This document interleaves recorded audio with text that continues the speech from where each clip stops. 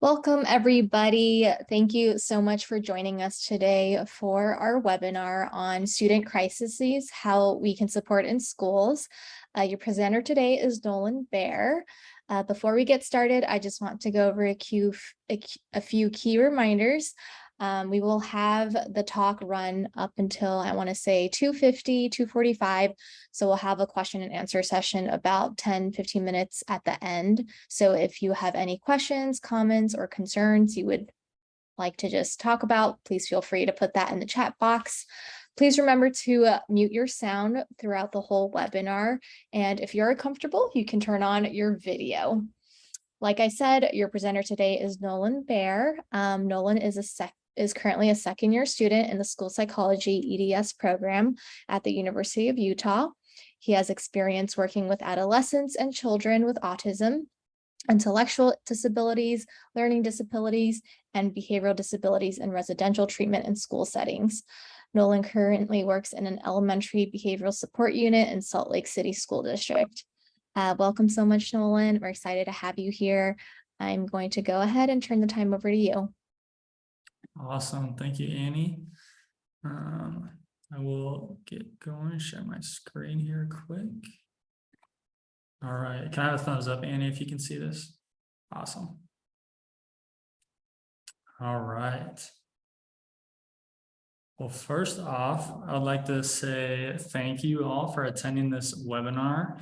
As Annie talked about, today we'll be discussing the crisis cycle. Hopefully some of you are familiar with that. If not, I'm guessing that's why you showed up here today. And we'll specifically be discussing it as it pertains to the school setting.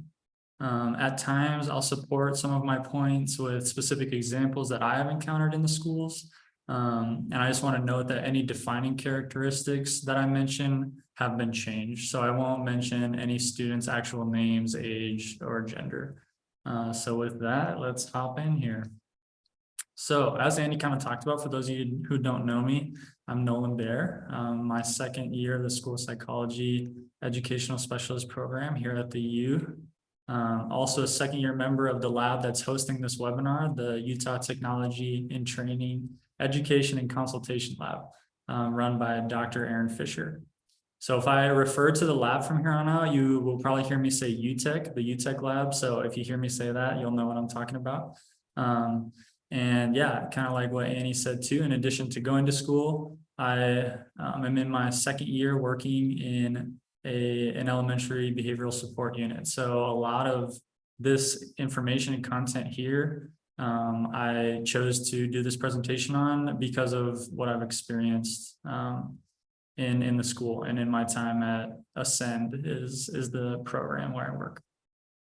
I know how important this information is and how important it is to be familiar with this information. And so I'm just hoping to provide some information so other mental health providers can have the skills to support their students when these students find themselves in frustrating situations. So there we go.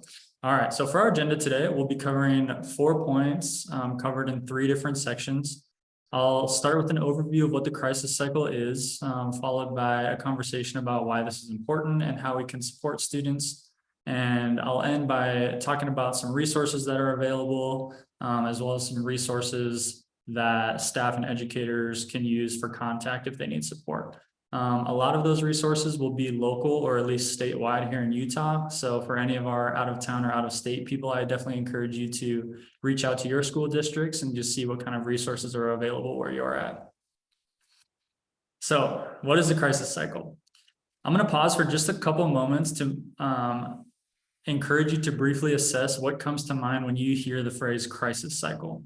Who experiences the crisis cycle? What behaviors would you define as indicative of a crisis? How long do you think the crisis cycle lasts? If the answer to these questions is like, I don't know, that's why I'm here. That's great. I applaud you for being brave and trying to learn something new today. So maybe for some of you who have some experience with the crisis cycle or feel like they've heard that terminology before, maybe you understand it as students behaving poorly.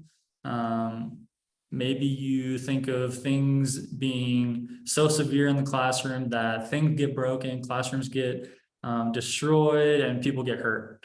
Maybe you think of bad students when you hear this term. And maybe you think the crisis cycle is pretty short. It's just like the really severe things that you see going on in class. And all of these things are pretty common and totally okay responses, but I hope throughout our time together today, I can give you a little bit of a different perspective. And maybe some of you know the crisis cycle inside and out. And so if that's you, that's awesome. Yeah, maybe you can throw some things out for the better of the group to encourage others who are here for the first time. And hopefully you can come away still feeling like you are learning something too. So to start, I want to emphasize that the crisis cycle is more than just bad behavior. While problem behaviors, you'll hear me say that terminology a few times this morning or this afternoon, I guess now, problem behaviors, they occur in this stage of the crisis cycle called the peak, which I'll get into in a little bit. But it would be limiting to say that the crisis cycle only consists of these severe behaviors that we see in the peak. The crisis cycle is a complete pattern of behaviors that individuals go through. And these things are most evident when students are experiencing an emotional or behavioral crisis, but there's usually more to it than people initially understand. So there are 7 stages in the crisis cycle, and I'll get into those momentarily. But it's important to understand that while each stage has identifiable characteristics, it is unlikely that a student will demonstrate all of the characteristics that I'll cover in these stages. And it's important to understand that these stages look very different for each student. So I want you to keep that in mind as well. So the first stage is baseline. This is just kind of how students exist in typical everyday life when no stressors or anything are being exposed to students. In this stage, students are calm, they're cooperative, they follow directions, they're very accepting of praise, and they're able to ignore problem behaviors that happen around them. Now, as I cover what each stage looks like from the student perspective, I'll also cover what staff can or should do, or at least aim to do, because obviously we know that real life looks a lot different than a presentation, and it can be kind of hard to implement some of these things in the moment. So hopefully you come away with just a few things that you can try, even if it's not all of these things, because it's a lot. So I understand that. During baseline, staff should try to foster a positive environment. Hopefully we're already trying to do this, but it's really important that we kind of take a preemptive approach and try to encourage students as best we can. So in this stage, rules, expectations, and routines should all be covered in depth and discussed so that the students know what is expected of them.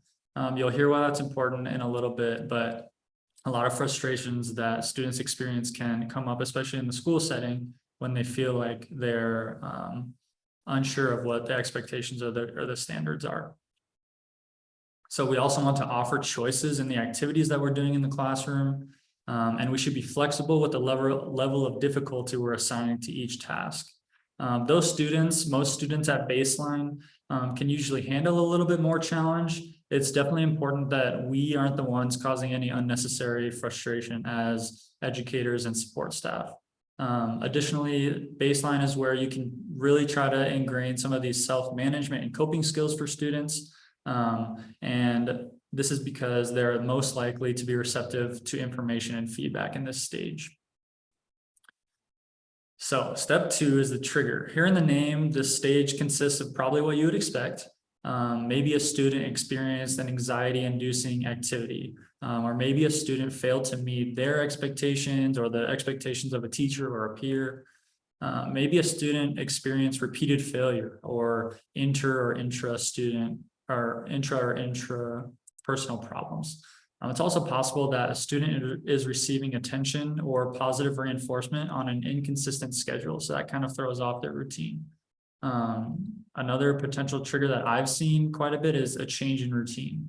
A student that I worked with some years ago had his lunch period swapped with the period that was immediately after lunch. And so He had a little bit of a tough time transitioning to eating lunch a little bit later, which I can't say I blame him a whole lot for, but yeah, so just some of these things to keep in mind as we assess kind of what is happening in these early stages of the cycle. And so moving over to what staff can do, we want to be aware of a student experiencing something that may be a trigger. We want to redirect the student by iterating what the current expectations are, kind of try to ground them in the facts of the situation. It's also really important to maintain supervision, and ideally there are a lot of ways naturally coming up for teachers and staff to increase the opportunities in the classroom for the students to participate, whether that's academic tasks or other activities that are going on. We should also provide consistent positive reinforcement for the good behaviors that we see. And this is especially important with some students, like in our behavioral support unit, where there can be a lot of these triggers or a lot of negative behaviors going on. So we really want to positively affirm the students that are doing the right thing, or ignoring the other negative behaviors. So usually when a student seems triggered, staff have essentially three options. You can help, you can prompt, or you can wait. And so staff can help a student address an issue in an effort to get them back on track. We see that quite a bit.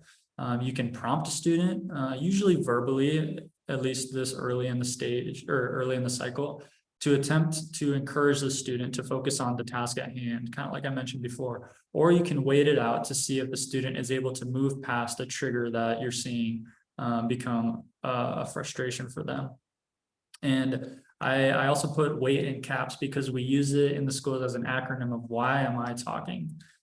So sometimes we try to do too much, when a more effective strategy may be to just allow the student space and provide them understanding and an area where they can kind of just calm down and not have a lot of stimulus put onto them. So stage 3 is agitation. Agitation is when a student is unable to get over the trigger from the previous stage. Usually when a student is agitated, they will seem increasingly unfocused. They'll potentially seem physically or emotionally tense. For example, I was working with a student who has some sensory issues and becomes very agitated when the classroom gets too loud. And so he'll kind of, at times you can tell when he's becoming agitated and is having a difficult time getting over the trigger, because he'll sit there and cover up his ears and scrunch up his face, and he'll start pounding his feet on the floor. And so these are things that are happening that tell us as staff, like, hey, something needs to change in this setting for this student to kind of get them back on path. And sometimes that looks like bringing them out of the classroom to a different area. Sometimes you aren't always able to address the things in the immediate setting, so we need to remove the student instead. There's also potential for students to be withdrawn from activities if they're agitated. In some cases, students may raise their voice or even yell. Another example that some people in classrooms have seen is when a student who is an internal processor gets to the point where they're so fed up that it almost seems unprompted, where they're just sitting there and then all of a sudden a student will say, like, shut up, or be quiet. And you're kind of looking around the room wondering what triggered them, but it's likely that they started this cycle already internally. And so now we're just seeing at stage 3 the effects of what's already been going on. So when staff notice that a student is agitated, one of the first things that we should do is consider our physical proximity to the student.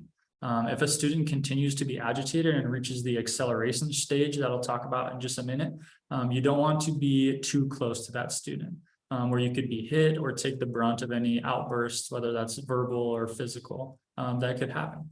And so while considering proximity, it's also important for staff to empathize with the student. We can potentially step in to assist with tasks that are frustrating for the student, or we could suggest that the student take a break. We could provide a break, so it's more of an encouragement rather than an option at that point, just to try to get them back to a place where they can feel calm. So this is also a good time to reflect on some of those pre-taught coping skills and calm down strategies that I referred to a bit ago. And sometimes this involves specifically telling student, try taking your deep breaths like we practiced. Very direct things that they don't have to consider.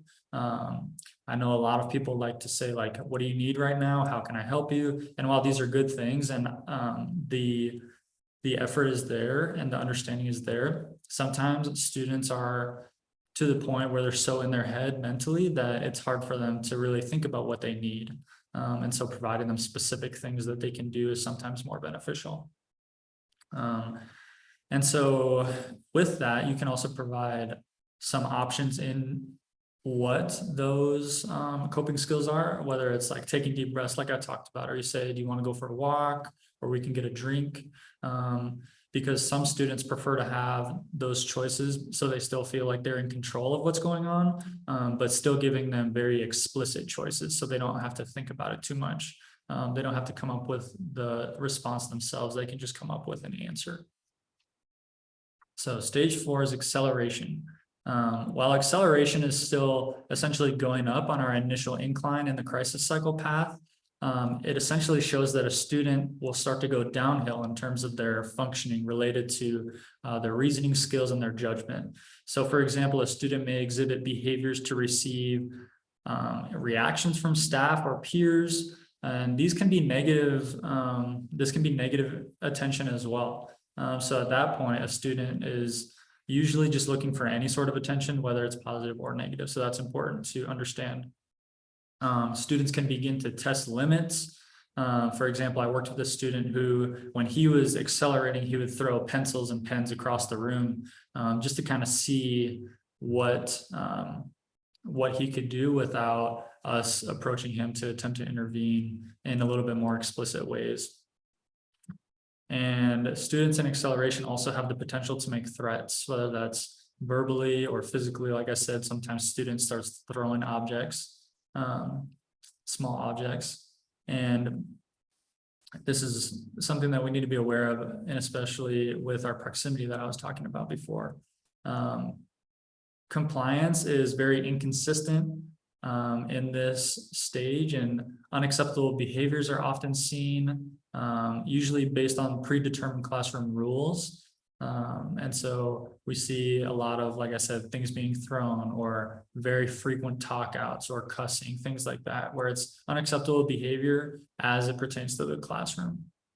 It is not uncommon for students to argue in this stage, and potentially some students even regress to where they whine or they cry, and they're not really responding verbally to the staff that are trying to help them. So it's important to understand in these stages that students are not likely to explicitly state what they want or what they need. And so we can kind of see where we're increasing in negative things that we're seeing in the classroom. And lastly, one other thing that you may see in acceleration is the start of some minor property destruction.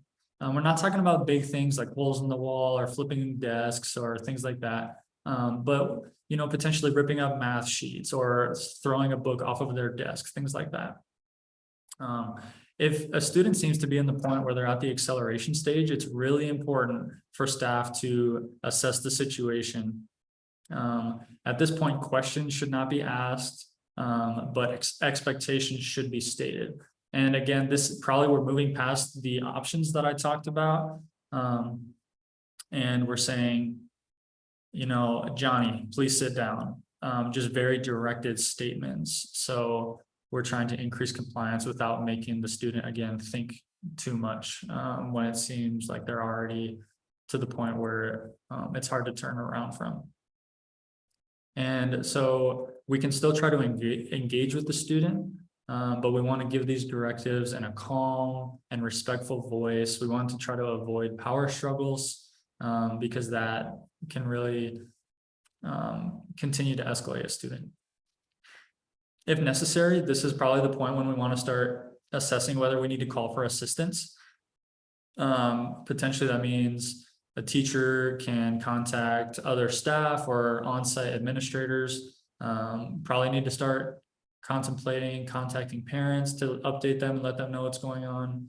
And when students are accelerated, it can be especially beneficial to use the wait strategy that I covered just a couple minutes ago, because of the increased defiance and things like that.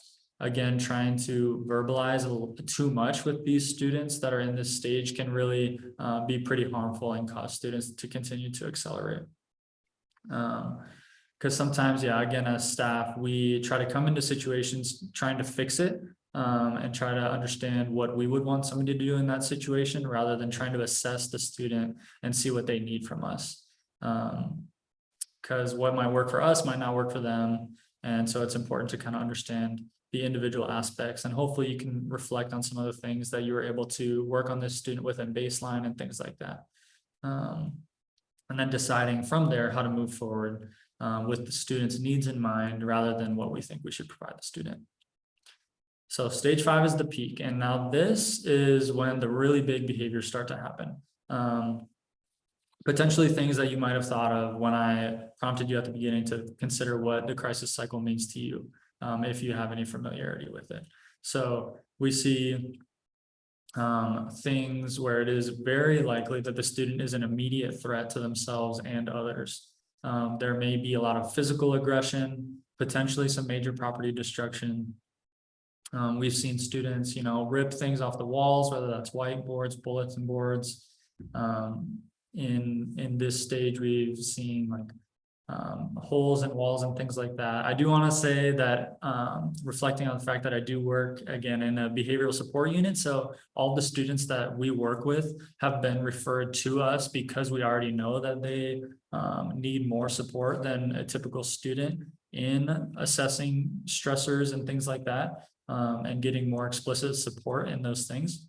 So not all people in all schools will see such major things when it comes to property destruction or things like that, but just important to know what can happen, so you kind of prepared if things like that do occur. There's also the potential for self-injury in this stage, and so it is really important to be aware of where the student is at all times.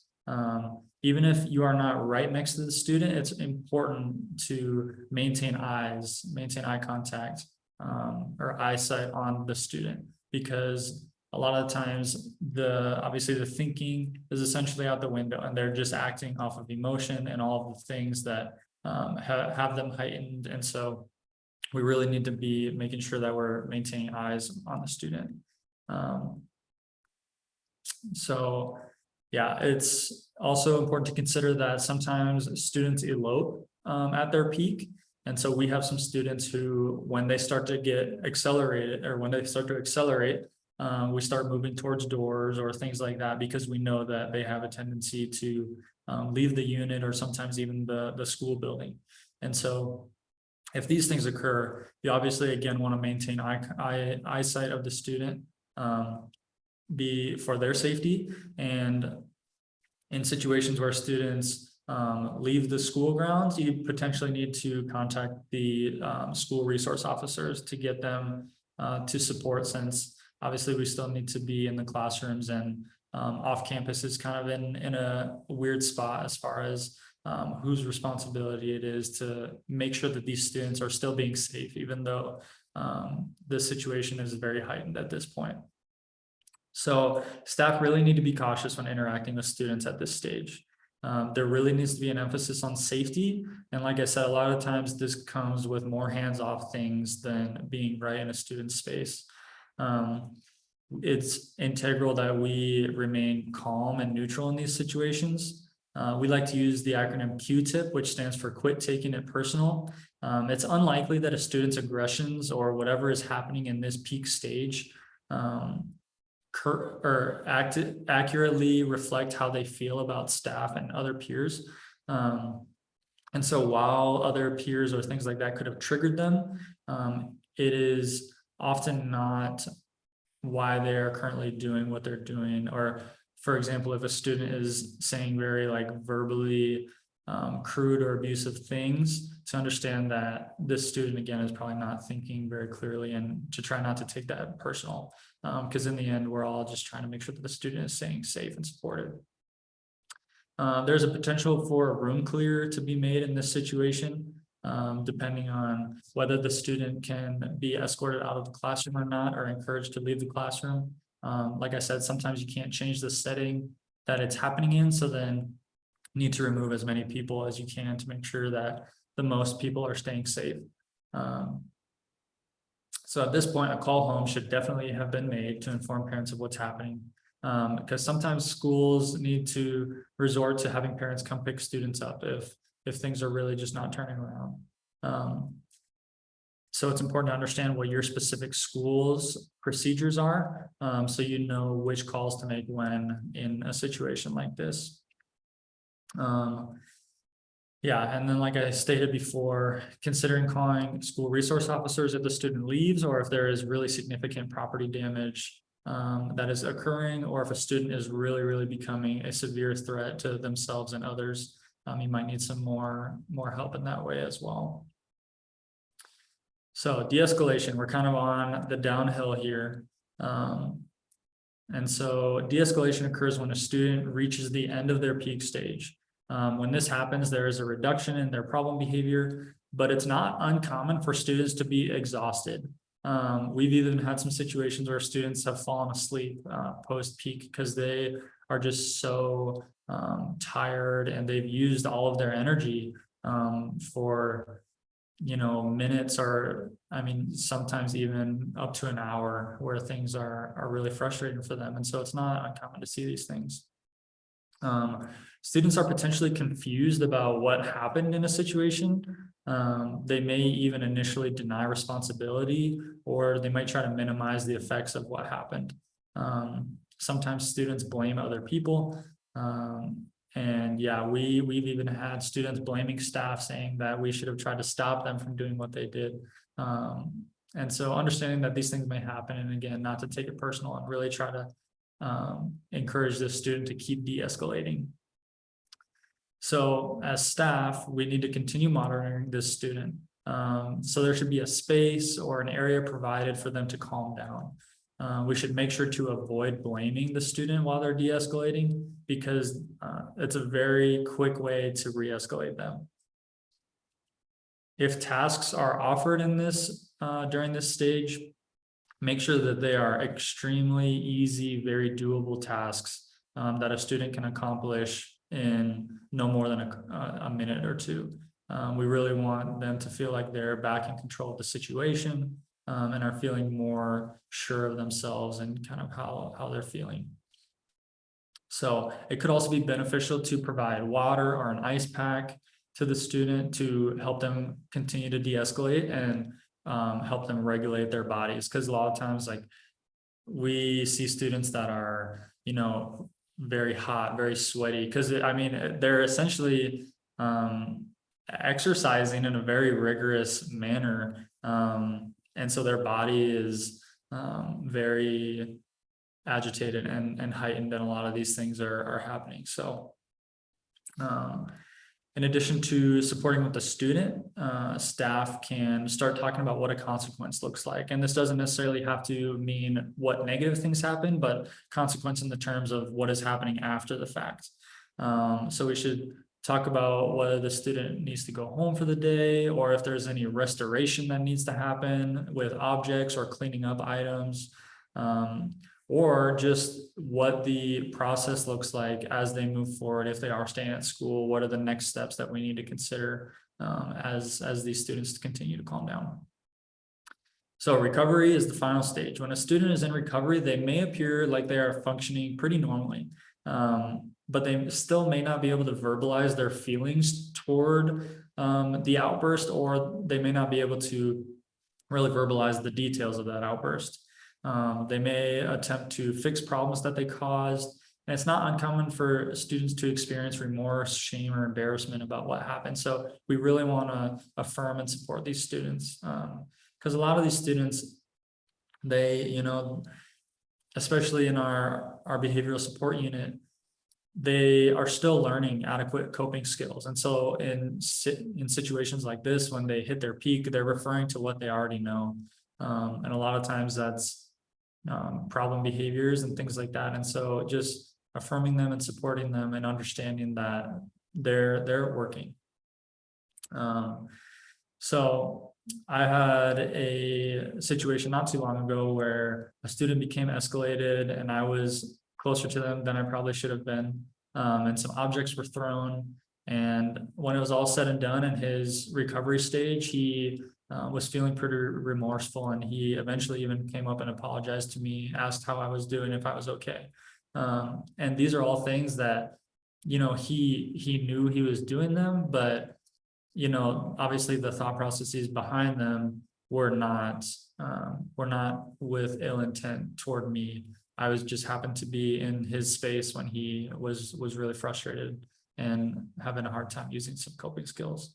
So it's also pretty normal for students in the recovery phase to be pretty eager to return to the classroom and just try to return to what their normal routine looks like. So as staff, we need to continue with whatever plan was made. Really trying to stick to that so we can give the student very specific and clear outline of what the rest of the day or just the next little bit is going to look like as we can come back down from the escalation that happened. After we complete whatever the consequences, staff should assist with the return to normal activities and back into the classroom, and should continue to reinforce what expectations need to happen from here throughout the rest of the day if the student stays at school. It's important for staff to continue to encourage and support the changing of whatever the problem behavior was. And so if a student is fully recovered, they'll eventually return to baseline, where we can obviously with other academic things that are going on, continue to teach them better coping skills and help them have opportunities to practice those. And lastly, it's important to debrief with the student about all of these expectations so they know what to do, when to do, where they need to be, and things like that.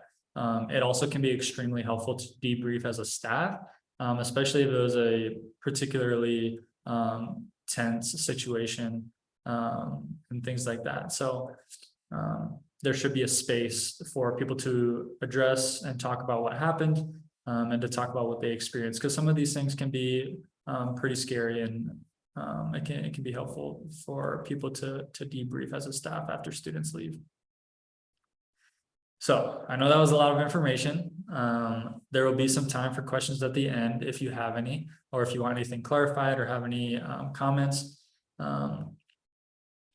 Please feel free to throw those in the chat, and I'll address them at the end when we have a little bit of time for questions.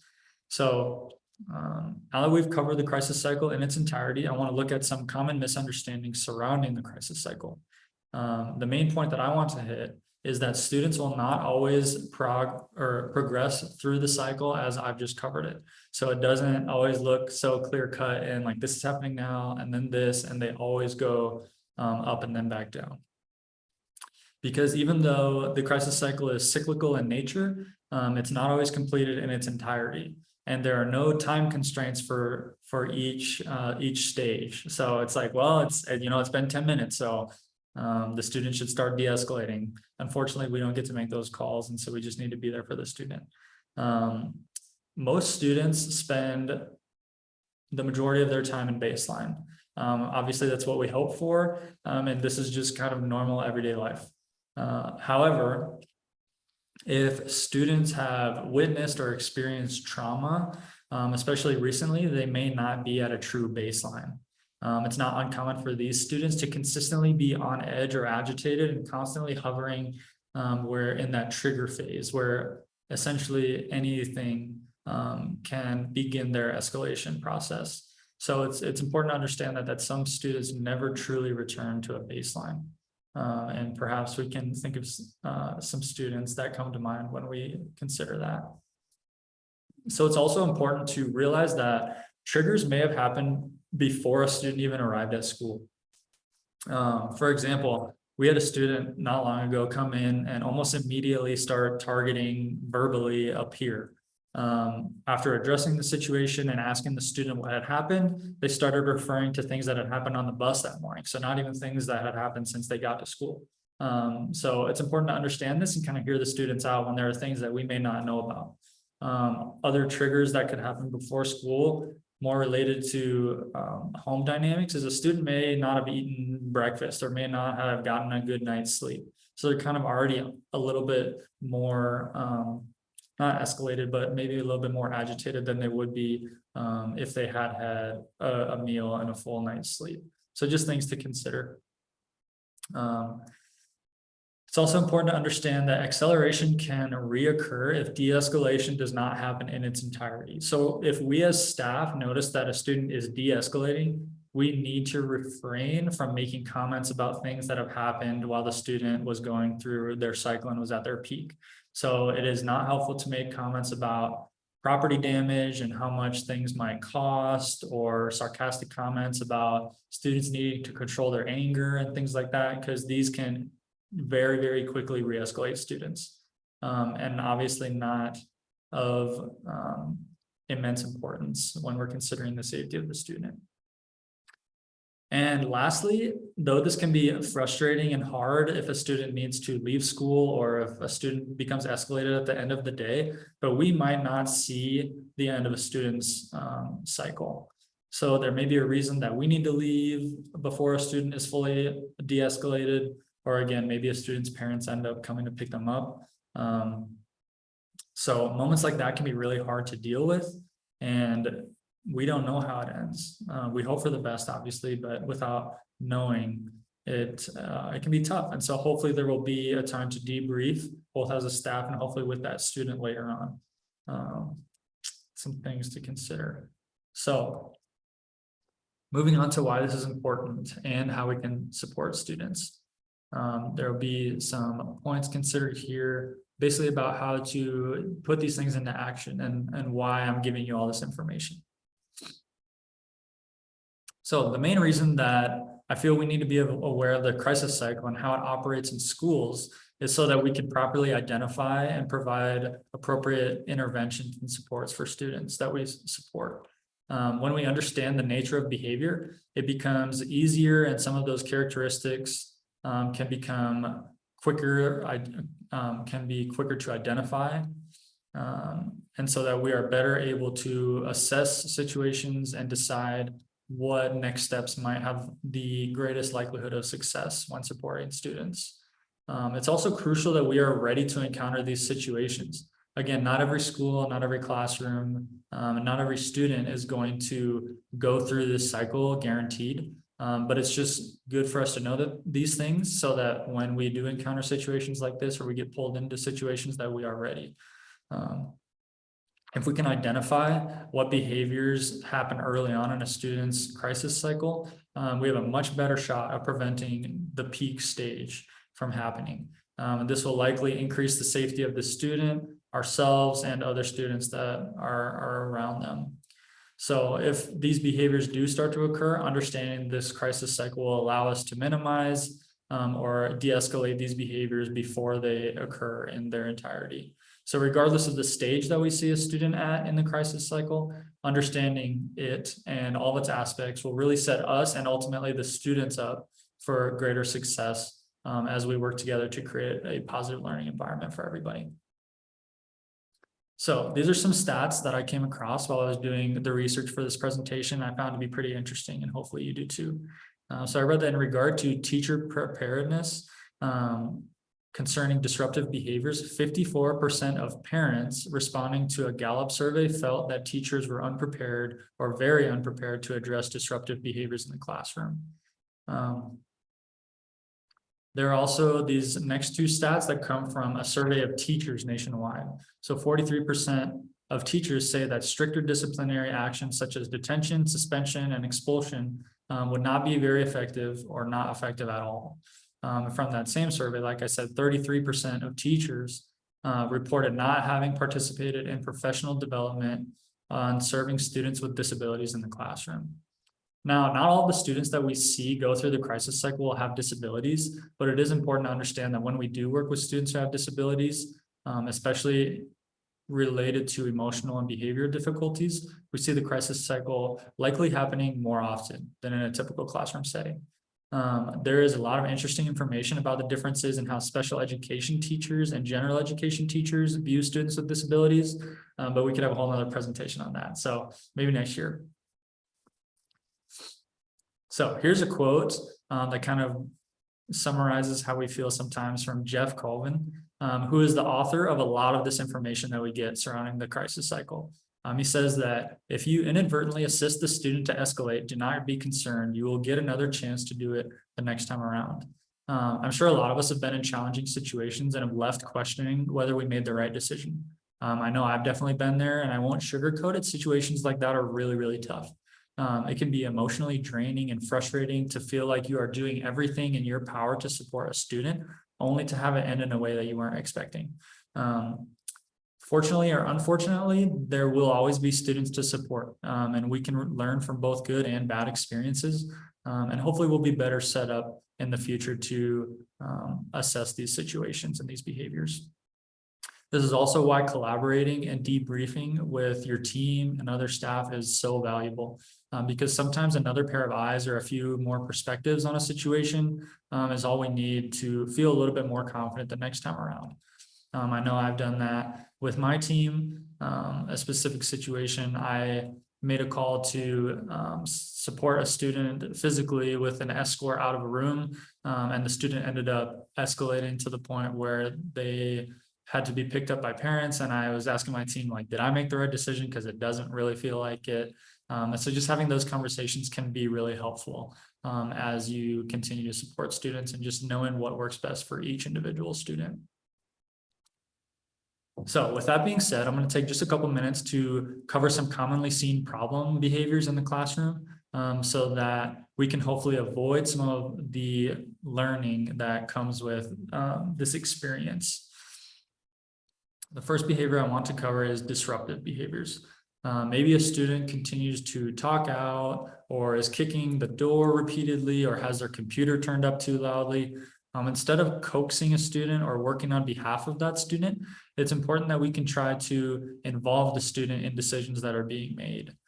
You can also offer the student acceptable alternatives to whatever behavior they're displaying. And for some students, simple nonverbal cues may do the trick. Everybody knows that most teachers have the look, and so some students are responsive to that when others may not be.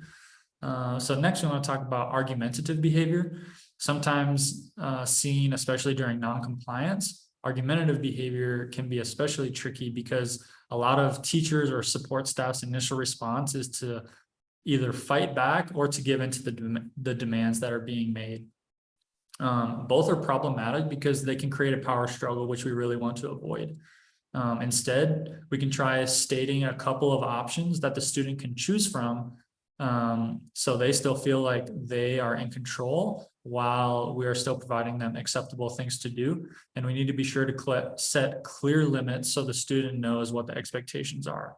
Most of the time this happens at the beginning of the school year or the beginning of the day, when we really cover like the expectations for the day and where the lines are essentially of how students are acting. And so moving on to hurtful behaviors.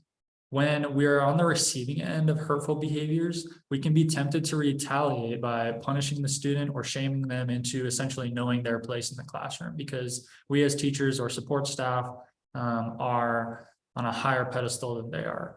Rather than doing this, we should try to acknowledge the feelings of the student and encourage them in what their strengths are.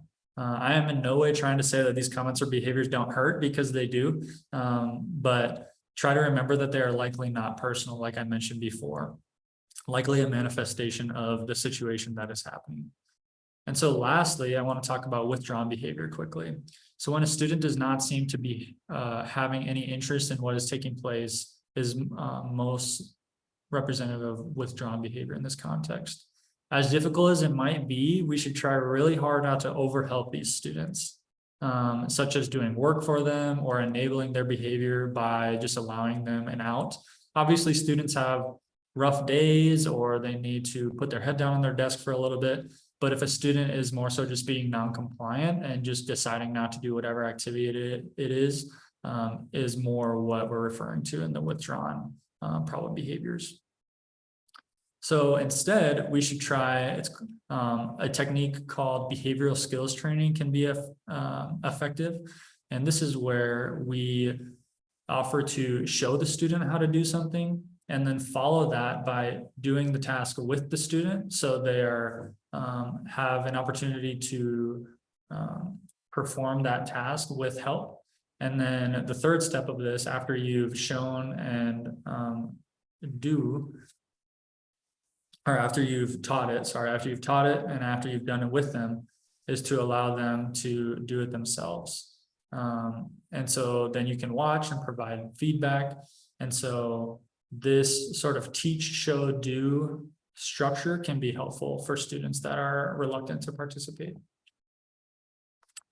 So when we encounter problem behaviors consistently in the classroom, or if a student seems to be in a pattern of a specific problem behavior, we can become burnt out. We can become burnt out, even other students can become burnt out by other students in the classroom. So when this seems to be the case, we need to make an effort to use trauma-informed mindsets to consider other variables outside the immediate setting or context.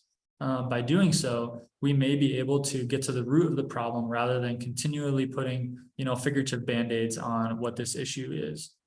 It can be effective, though difficult, to look at the why of a student's behavior and not the what. I know obviously a lot of the times we see what is happening and we want to address that, when it may be more effective to get to the root of what's happening. And when understanding these things, be quick to reach out to colleagues for support. You don't have to do this on your own, nor should you have to. And that's why we have other teachers, other support staff, administrators on site, people that are there to support in situations like this. Because remembering that a fresh perspective can help is potentially something that's been overlooked. And so encouraging other people to come into the situation with you can be helpful. Always try to remain calm in tough situations. There are likely things that are happening that we aren't directly seeing, or that don't directly relate to the situation that is at hand. And so when dealing with problem behavior, really try to make sure that you have a plan of action that you can act on quickly and not get stuck thinking about too much. Because when we try to assess what is happening and assume that the behavior that is occurring is happening at surface level, and that the behavior is only happening because the student doesn't like you or is angry or things like that, there may be more to it. So making sure that we have a plan, but are flexible with this plan in case we need to adapt for specific students, because obviously not all things that work for each student can be effective for every single student.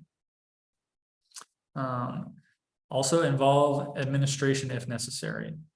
There are likely procedures or pieces of information that we may not know about that they can likely assist with.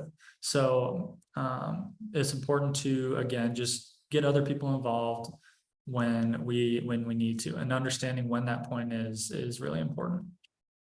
And lastly, make sure that in these situations we're documenting consistently. This helps us to show other individuals involved what we have encountered, what happened, and what we have tried regarding these behaviors. Also, this documentation can help in the future and can remind us of what has worked in the past, so we can hopefully attempt to avoid some of these peak behaviors that we're seeing.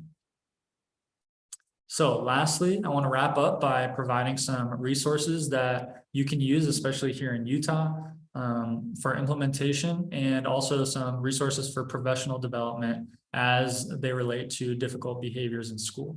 I don't want to do you a disservice by simply informing you of these things without giving you some next steps and some resources about where you can go as you continue to learn about these situations and these behaviors.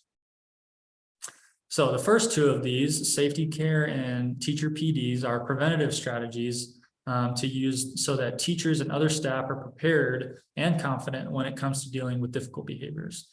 Safety care is a crisis intervention training procedure that provides preventative and reactive strategies to assist educators and other involved staff when dealing with problem behaviors. So a lot of the things that we're doing and saying throughout the crisis cycle are things that we can be taught in safety care and other crisis intervention programs that likely vary from district and likely vary between states too.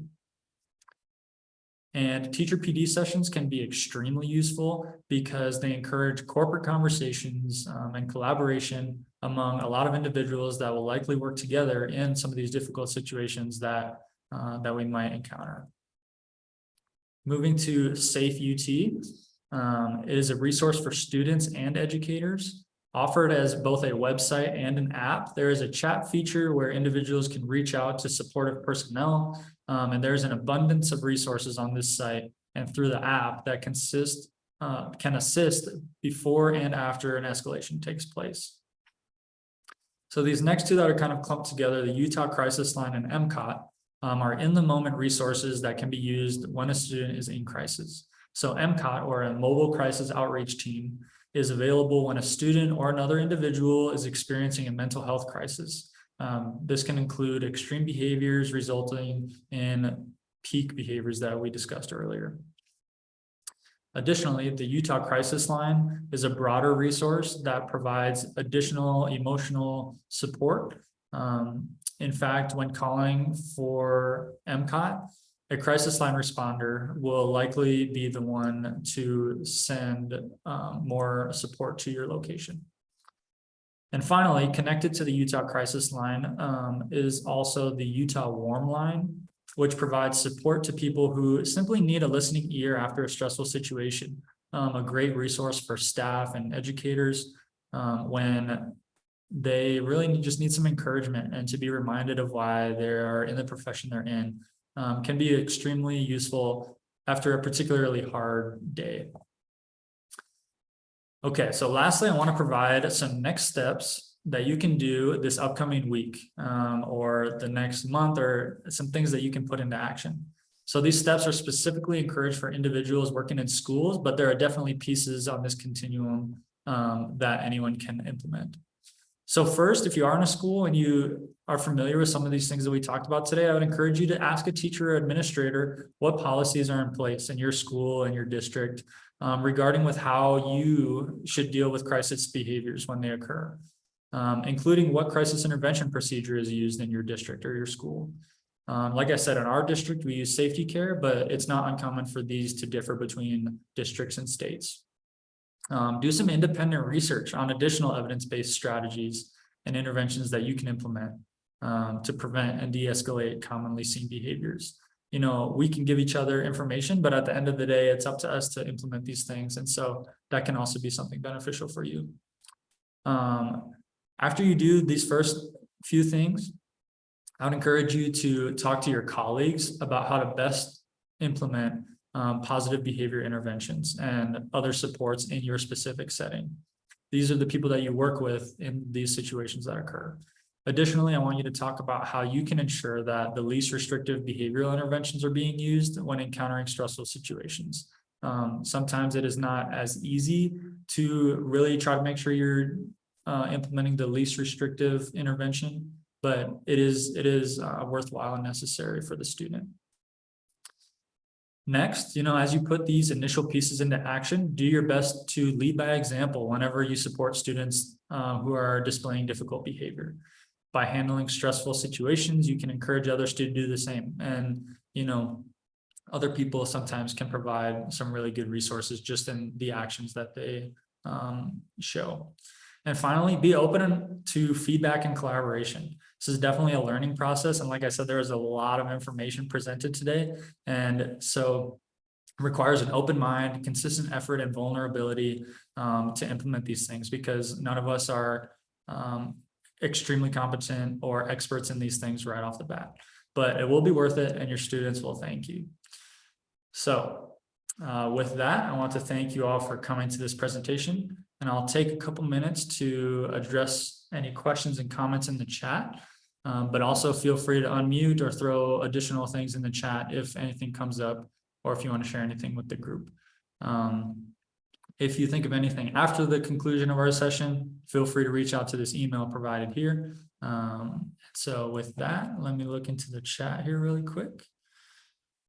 All right, so we see, so for students who internalize first, maybe a sign is shutting down and not speaking and withdrawing. Yeah, that's great, Annie. I appreciate that. I work with Annie in the setting in the school that I was referencing before. And so that is, yeah, definitely, Annie, something to consider. We have some more comments agreeing. Awesome, thank you. Physiological needs. Okay, one thing that we're trying to focus on is Maslow's hierarchy. Okay, so we have to Maslow before we can bloom, meaning that we have to apply Maslow's hierarchy. So essentially, for those of you who are not familiar with Maslow's hierarchy of needs, it essentially means that we need to make sure that students' most basic needs are met before we can put any additional stressors or expectations on them. So relating to an example that I gave a few minutes ago, if a student didn't get a meal or didn't sleep, it would be not very wise of us, honestly, to expect them to show up to school and, perform their times tables or things like that. Like, we need to address some of these underlying things before we can go into some of the more difficult things. Okay. Yeah, Tammy, I'd love to talk a little bit about the parental piece of things. Yeah, so involvement with crisis. So in the school setting, unfortunately, a lot of parent contact is done after the fact or during. And so it can be somewhat frustrating for some parents to just get like texts about their student, their child, when things are really kind of hitting the fan. And so I think that what parents can do when working with schools and school teams is having an open line of communication.